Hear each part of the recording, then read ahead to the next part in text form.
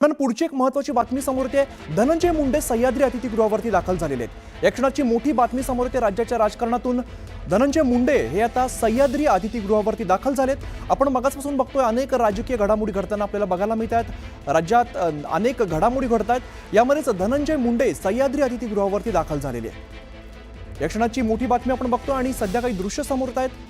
धनंजय मुंडे सह्याद्री अतिथीगृहावरती दाखल झालेले आहेत। नेमकी काय चर्चा होते, कशा गाठीभेटी होतात हे पाहणं इथून पुढे महत्त्वाचं असणार आहे। काय घडामोडी घडतात हे पाहणं सुद्धा तितकंच महत्त्वाचं असणार आहे। मात्र आत्ताची महत्त्वाची अपडेट म्हणजे धनंजय मुंडे सध्या सह्याद्री अतिथीगृहावरती दाखल झालेत। ही जी दृश्य दिसतात आपण बघतोय सह्याद्री अतिथीगृहावरून बाहेर पडतानाची दृश्य आपल्याला बघायला मिळतात। या गाडीमध्ये धनंजय मुंडे होते आणि नेमकी काय चर्चा झाली आहे हे पाहणं आता इथून पुढे महत्त्वाचं असणार आहे। धनंजय मुंडे सह्याद्री अतिथीगृहावरती दाखल झालेले होते आणि आत्ताच आपण बघितलं काही क्षणापूर्वीच ते या ठिकाणाहून बाहेर पडलेले आहेत। राहुल जोरी आमचे प्रतिनिधी अधिकची माहिती देत आहेत। राहुल, आपण परत एकदा बघतोय अनेक घडामोडी घडताना दिसत आहेत। धनंजय मुंडे सह्याद्री अतिथीगृहावरती दाखल झालेले होते।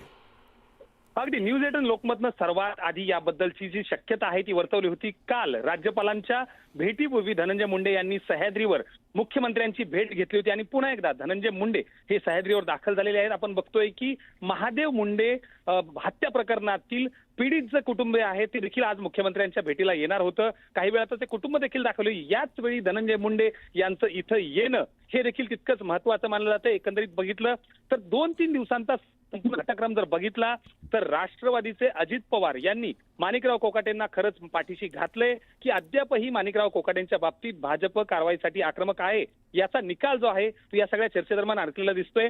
धनंजय मुंडे यांनी काल मुख्यमंत्र्यांची भेट घेतली होती, आज पुन्हा एकदा मुख्यमंत्र्यांच्या भेटीला आलेले आहेत। तर दुसऱ्या बाजूला आज सकाळी अजित पवार यांनी वर्षावर जाऊन मुख्यमंत्र्यांची भेट घेतल्यानंतर काही वेळातच पुन्हा एकदा सह्याद्रीवर मुख्यमंत्र्यांच्या भेटीला आलेले आहेत।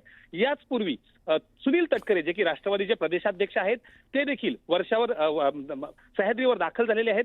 अमित, एकंदरीत जर सगळा घटनाक्रम बघितला तर राष्ट्रवादीमध्ये अद्यापही माणिकराव कोकाटेंना पूर्णपणे अभय नाही असंच काहीसं चित्र वारंवार दिसताना दिसते आणि त्यामुळं आता नेमकं काय कारवाई होते। एक राष्ट्रवादीतला गट जो महत्वपूर्ण माहिती याबद्दल येते की रोहित पवार यांच्या आरोपानंतर एखाद्या मंत्र्यावर कारवाई करणं म्हणजेच रोहित पवार यांच्या आरोपाला बळ दिल्यासारखं होईल आणि त्यामुळं तात्पुरतं खाते बदल करून त्यांना तुर्तास मंत्रिमंडळात ठेवावं अशी विनंती जी आहे ती राष्ट्रवादीकडून करण्यात आली होती। मात्र भाजपकडून याला सकारात्मक प्रतिसाद मिळत नसल्यानं आता नेमकं पुढे काय होतंय आणि सगळ्यात महत्त्वाचं म्हणजे धनंजय मुंडे यांच्या सलग मुख्यमंत्र्यांच्या भेटीगाठीमध्ये नेमकं दडलंय काय हे देखील पाहावं लागेल। अगदी राहुल, मी हाच प्रश्न विचारणार होतो की मंत्रिमंडळात पुन्हा एकदा एंट्री बघायला मिळेल का, कारण अशी राजकीय वर्तुळात चर्चा सुद्धा सुरू आहे। एकंदरीत बघितलं तर धनंजय मुंडे मागच्या 6-8 महिन्यांपासून आता मंत्रिमंडळाच्या बाहेर आहेत। मंत्रिमंडळामध्ये स्थान मिळाल्यानंतर लगेचच त्यांना राजीनामा द्यावा लागला होता।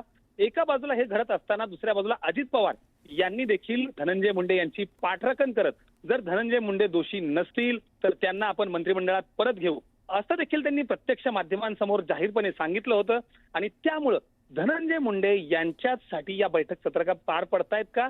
सगळ्यात महत्त्वाचं म्हणजे धनंजय मुंडे हे फक्त राष्ट्रवादी अजित पवार यांच्याच जवळचे नाही तर मुख्यमंत्री देवेंद्र फडणवीस यांच्याही तितकेच जवळचे मानले जातात आणि त्यामुळं सलग होणाऱ्या या भेटीगाठींमागे धनंजय मुंडे पुन्हा एकदा परतीचा प्रवास करतायत का हे देखील पाहावं लागेल।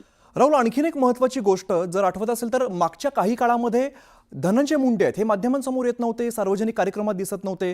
काही काळानंतर ते दिसायला लागले। त्यांनी काही वक्तव्य पण केली की मी 200 दिवसानंतर बोलतोय, अन्याय झाला अशा पद्धतीची वक्तव्य केली। त्यानंतर या सगळ्या वाढलेल्या गाठीभेटी आहेत। एकंदर काय चित्र दिसतंय म्हणजे पुन्हा एकदा धनंजय मुंडे आता आज मुख्यमंत्र्यांच्या भेटीसाठी दाखल झालेले आहेत, म्हणजे पुन्हा मंत्रिमंडळात एंट्री असं म्हणता येईल का? अगदी खरं तर ज्या पद्धतीनं धनंजय मुंडे यांचा राजीनामा झाल्यानंतर अगदी अलिप्त वासात किंवा विजन वासात धनंजय मुंडे गेले होते। कुणालाही न भेटता कुठलाही जाहीर कार्यक्रमात न जाता त्यांनी आपला जो शांतपणा आहे तो कायम ठेवला होता। मात्र मागच्या काही दिवसांपासून खास करून अधिवेशन पार पडल्यानंतर आणि यामुळे निश्चित राहुल, त्यामुळे आता इथून पुढे काय घडामोडी होतात हे पाहणं सुद्धा महत्त्वाचं असेल। वेळोवेळी अपडेट्स घेत राहू। धन्यवाद या सगळ्या माहितीसाठी।